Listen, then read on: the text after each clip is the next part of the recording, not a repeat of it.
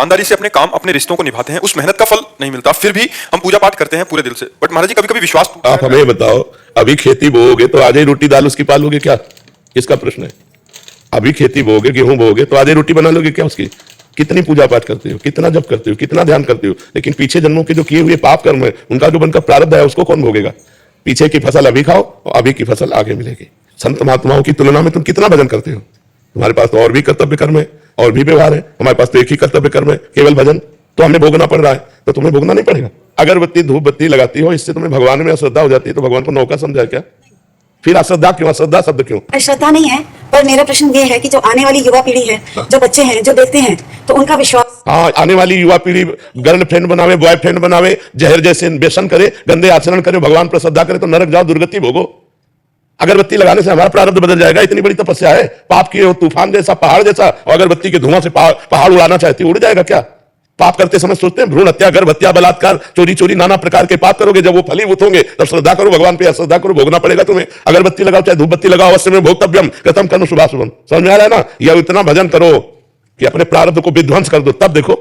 अरे 2-4 माला घुमा लिए, अगरबत्ती लगा, धूप बत्ती है, भगवान को धूप बत्ती चाहिए, भगवान को अगरबत्ती चाहिए, तुम्हारे अच्छे आचरण होने चाहिए। वर्तमान में अच्छे आचरण नहीं है, ईमानदारी से बोलो, जितने लोग बैठे हो इस जन्म में, अगर तुमको न्यायाधीश तुम्हारे कर्मों का आचरण का बना दिया जाए तो तुम कितना अपने को दंड दे सकते हो? खुद न्यायाधीश बन के देखो तुमने कितनी गलतियां की है और क्या दंड तुम्हें मिला? कुछ नहीं। भगवान की कृपालुता की तरफ देखते हो? नहीं देखते हो। अनंत जन्मों से मनमानी आचरण करते लोग चले आ रहे, अब जब उनका फल आता है, अब इस जन्म में 2-4 अगरबत्ती लगा दी और हमें भगवान पर श्रद्धा हो रही। नौजवानों रास्ता इसी बात करना, डिप्रेशन में गए, कर ली, ये कर लिया, वो कर लिया, यही परिणाम है। अश्रद्धा का परिणाम यही है। तुम अपने आचरणों को ना देखो, भगवान को देखो। तुम चाहो कि हमें खूब पाप कर्म करे और इसके बाद जो है हमें भगवान आकर गले लगा ले, ऐसा होगा क्या? महाराज जी ये प्रश्न का नहीं है, ये क्या आजकल क्या हो गया महाराज जी, अनुष्ठान नाम जप और कोई भी साधना नहीं है। बट जैसे मंदिर गए, मेरा पास हो जाओ प्रभु, पास हो जाऊं, पास नहीं हुए तो भगवान ने पास नहीं किया। पढ़ाई मत करो, भगवान पास कर दे। मैंने मांगा कि मेरा बच्चा ठीक हो जाए, ठीक नहीं हुआ तो अश्रद्धा हो गई भगवान से। क्या फर्क पड़ता है? आकाश के ऊपर थूको, कोई फर्क पड़ता है क्या? तुम्हारे मुंह पे चिट्ठियां पड़ेगी आके भगवान आकाश के समान महान है, उनको क्या फर्क पड़ता है? उन्होंने देखो, उन्होंने आपको खेती दे दी, आपको बीज दे दिया, अब आप जो बोओगे वो आपको काटना होगा। आपने पसंद किया बबूल, तो बबूल जगेगा उसमें बोया जो आपने। दाक्षवारा बोगे तो दाक्षवारा, बोते हो बबूल, चाहते हो दाक्षवारा, ये कैसे मिलेगा? विचार करके देखो। करते हो गंदे आचरण, चाहते हो उत्तम फल। हर कार्य की सफलता उत्तम आचरण से होती है, ध्यान रखना। अगर आपका पूर्व प्रारब्ध बिगड़ा हुआ है, इस समय उत्तम आचरण करने पर भी आपकी हार होगी, क्योंकि वो पूर्व का पाप आपको परास्त करेगा।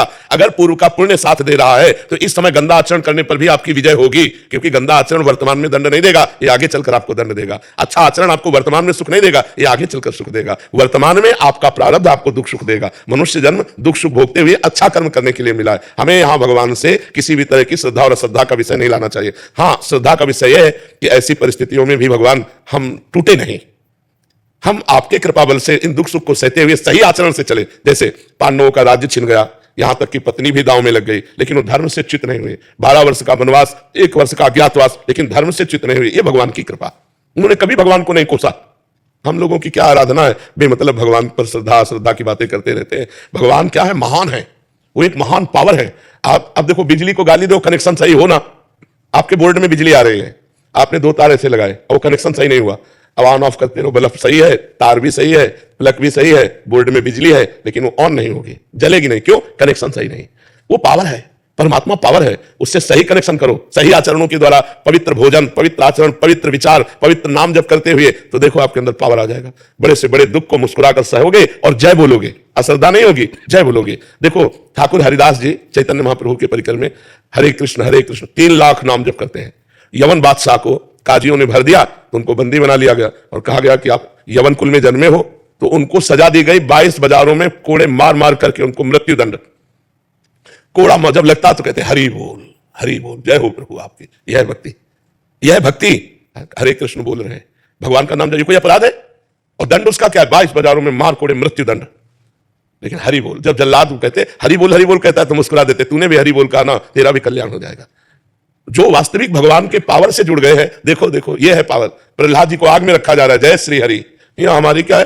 हमारी छोटी सी बात नहीं बनी हमारे कर्म के अनुसार, तो हम भगवान पर श्रद्धा कर ले। ये नौजवानों की आज जो बुद्धि बिगड़ रही ना, ये अश्रद्धा के कारण ही तो बिगड़ रही। अगर वो श्रद्धा करके माता पिता के चरण छूते, श्रद्धा करके अध्यात्म को स्वीकार करते, तो ना तो व्यभिचार में जाते, ना व्यसन में जाते, अपनी पढ़ाई को पढ़ते, अपने कर्तव्य को पूरा करते, अच्छे नंबर लाते। भाई अपने चैप्टर में बुद्धि तभी लगेगी जब हमारी बुद्धि शुद्ध होगी, एकाग्र होगी। अब व्यभिचारी की बुद्धि शुद्ध होगी क्या? अपवित्र बुद्धि। व्यभिचारी की बुद्धि एकाग्र होगी क्या? नहीं, चंचल बुद्धि।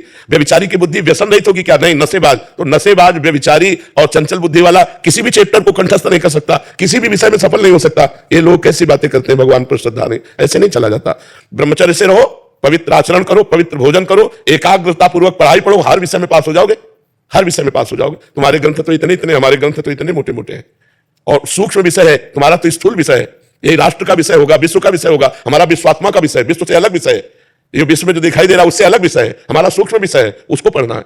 अब ब्रह्मचर्य नहीं रहोगे तो बुद्धि शुद्ध नहीं रहेगी, आहार गलत करोगे बुद्धि से। अब आजकल के नए नए बच्चे वो क्या कहते हैं, वो जो सेवई जैसा होता है, हाँ लूडल, ये आहार रह गए हैं, नहीं रह गए। 1 किलो मठा और 4 रोटी और उसमें हरी धनिया का नमक मिला, खा दंड बैठक मारे तो समझ में आवे नहीं। अब इतनी सी चाय पी लिए और ये चाउमीन वाउमीन खा करके गुजारा कर रहे और अपने को स्वस्थ रखना चाहते हो। अरे नहीं, 100-200 ग्राम घी जाए पचे शरीर में, 1-2 लीटर शुद्ध दूध जाए, दंड बैठक मारो, 2-4 किलोमीटर दौड़ो, पवित्र आचरण करो। अभी देखो नौजवानों की बुद्धि तेज, सब बढ़ जाए।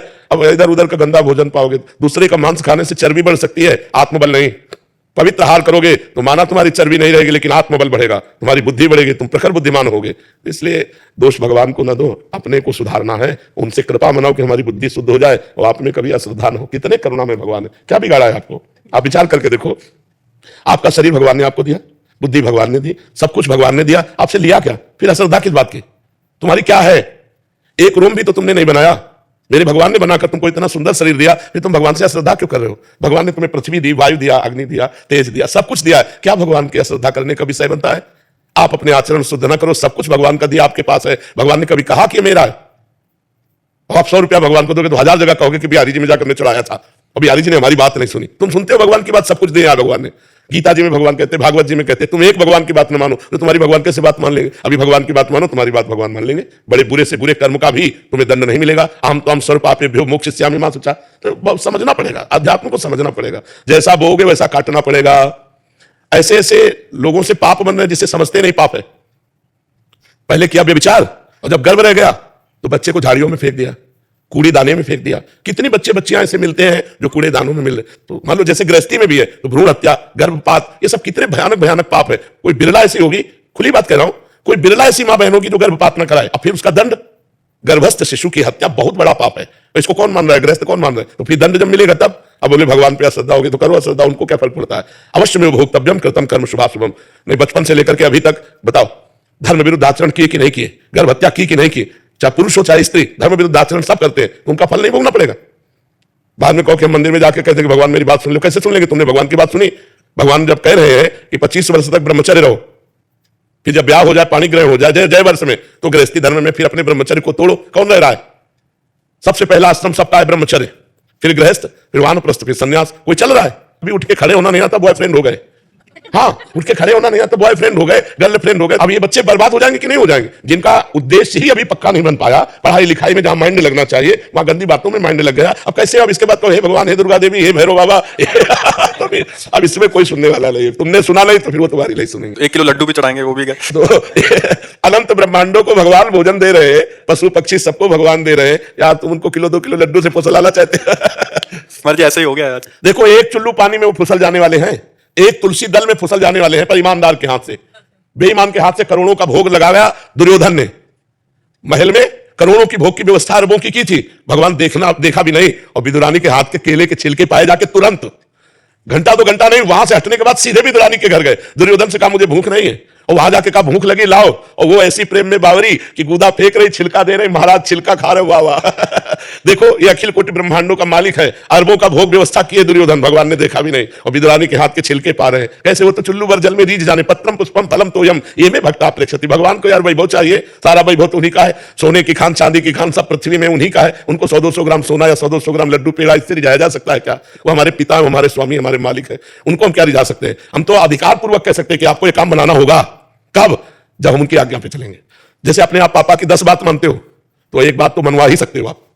पापा की 1 को न मानो, 10 अपनी मनवा लो, तो थप्पड़ी आ जाओगे। नहीं तो भगवान की हम बात एक नहीं मान रहे और भगवान से हम अपनी सब बात मनवाना चाहते हैं यार, इतने कमजोर भगवान नहीं है।